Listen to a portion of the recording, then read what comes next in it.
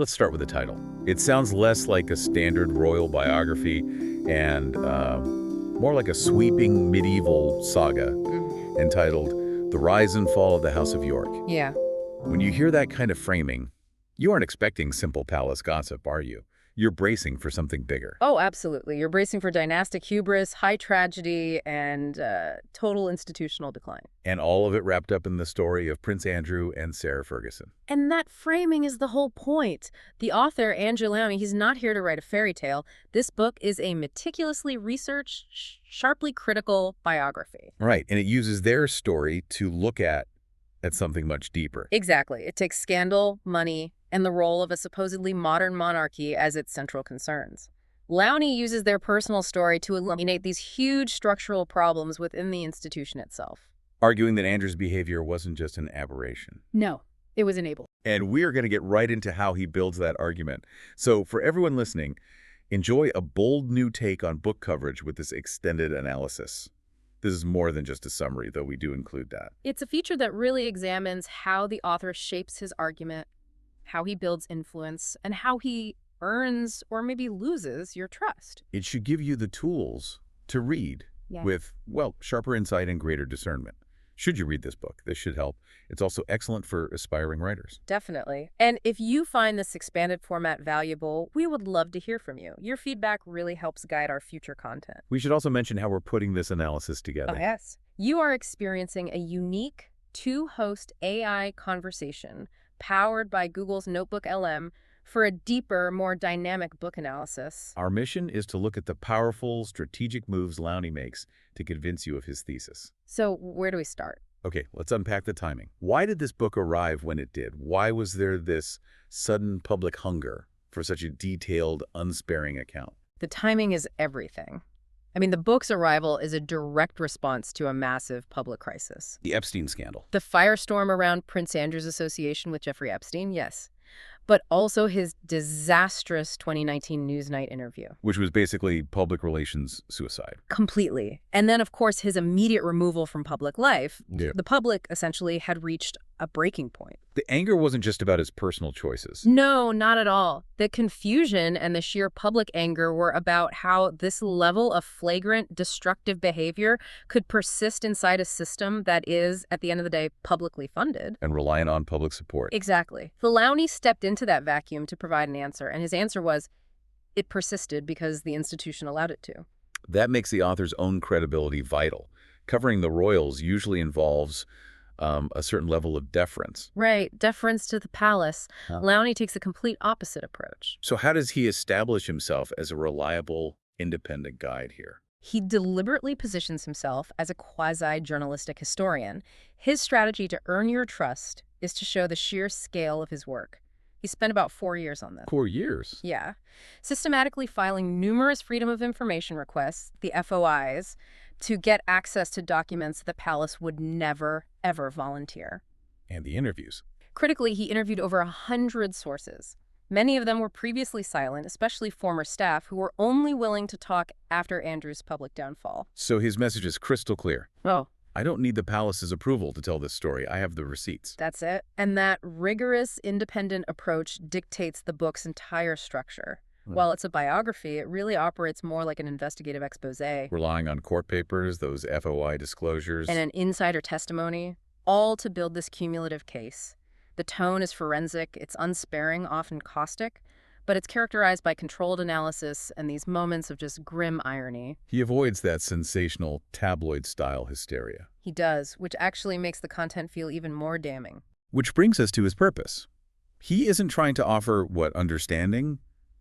Sympathy. No. His primary purpose is to expose and to indict. He wants to document these clear, decade-spanning patterns of financial impropriety, arrogance, and, most importantly, the institutional complicity that allowed it all to flourish. By doing that, he forces you to ask the ultimate question. Does an institution that enables this kind of conduct deserve the public support and constitutional role it currently enjoys? Okay, that's the rhetorical framework. Now let's look at the subject matter itself, because Lownie needs those facts to land hard for his argument to stick. What's his core summary of the House of York? He paints them as a classic, mutually reinforcing dysfunction. They were, in a way, perfect for each other in their chaos. Andrew is characterized as the eternal spoilt prince. Yes, someone who never grew out of the bubble of absolute privilege. Lownie shows him oscillating between these outbursts of outright bullying behavior and then extreme insecurity and neediness. And Sarah, the Duchess of York. The press often just frames her as clumsy or eccentric. Lownie's depiction is much sharper than that. He shows her as impulsive, insecure, and chronically financially reckless, always chasing money through failed ventures and questionable endorsements. To keep pace with a lifestyle she couldn't afford. And one that Andrew completely expected. The book traces their path chronologically, but it's anchored by these continuous thematic threads. What are those recurring motifs that bind their story together? Think of extravagant spending as just the baseline, always outstripping their income. Then the failed business ventures, the constant debt. A high degree of sexual risk-taking, particularly on Andrew's part during his international travels. And the crucial thread, the continuous, almost uninterrupted reliance on opaque public or royal money streams to bail them out every single time. We really need to put some muscle on those generalizations. Yeah. Let's shift to Lownie's core argument strategy. This accumulation of evidence, what kind of specific details does he stack up? His logical case is built entirely on specifics. Financial documentation. For instance, he highlights specific properties, like the Sunninghill Park mansion, which became these symbols of their waste and entitlement. He also details their post-divorce lifestyle. Oh, yes. The specific, often bizarre financial arrangements that sustained their excessive lifestyle. He shows they functioned less like ex-spouses and more like dependent partners in, well, financial chaos. I remember one specific anecdote about Andrew's staff requirements, the sheer absurdity of what he demanded daily. The teddy bears. Yes. Yes. Lownie includes those concrete anecdotes to humanize the abuse of privilege. Tell us about that. He details the specific process involved in setting out Andrew's collection of 72 teddy bears on his bed every single night. 72. With a detailed laminated chart. And the staff lived in fear of getting the arrangement wrong. These aren't just frivolous details. They illustrate a deep-seated lack of consideration and an expectation of absolute servitude. It defines the spoilt prince.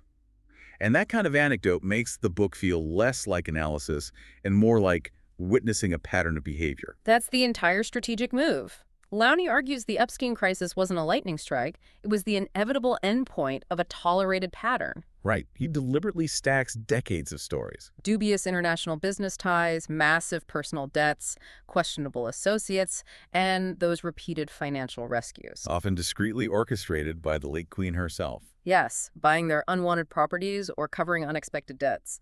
The weight of this cumulative evidence just becomes overwhelming. It argues this crisis was long in the making. And while he uses financial documents, he also leverages a heavy emotional appeal.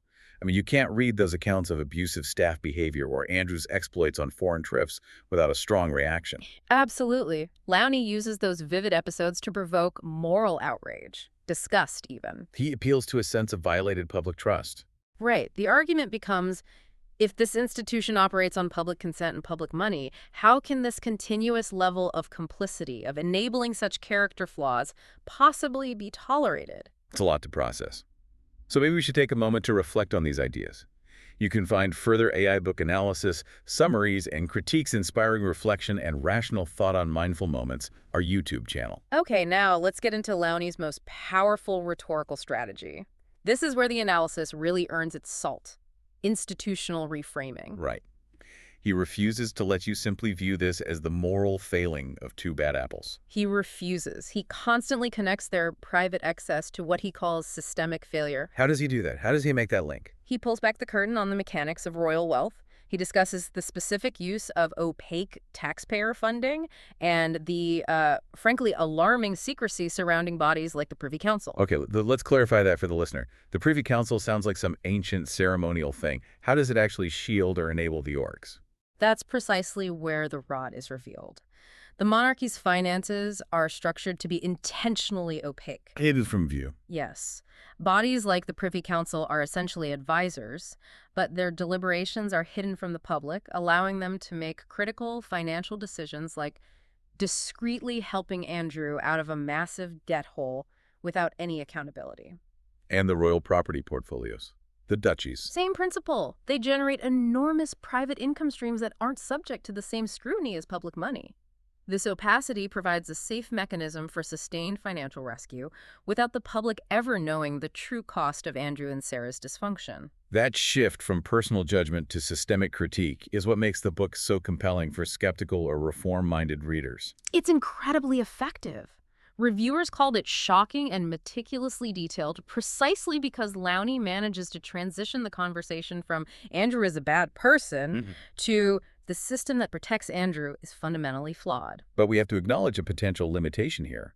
The portrayal is relentlessly unflattering. It's almost prosecutorial. Doesn't that risk alienating readers who are looking for nuance, especially when he relies on so many anonymous insider sources?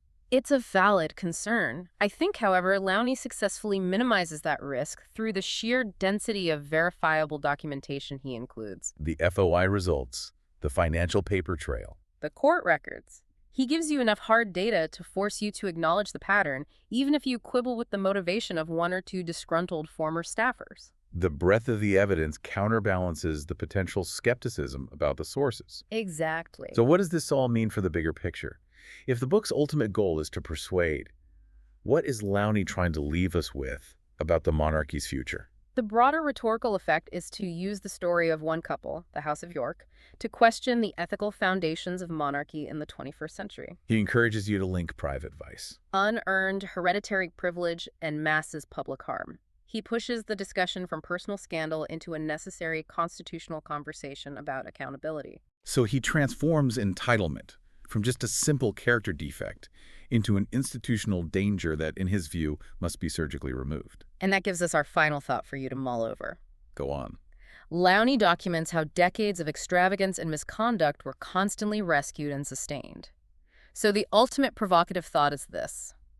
How does the documented institutional secrecy and sustained financial rescue of this couple by the monarchy complicate the very definition of entitlement? It transforms it. It transforms it from a personal flaw that Andrew struggles with into an actively supported, protected, and tolerated state of being. Something to think about long after you close the book. Click the link on screen for the in-depth book summary. Subscribe, share, purchase via link, and think rationally. See the many genre-based book podcasts at Mindful Moments. Subscribe and nourish your mind on the go.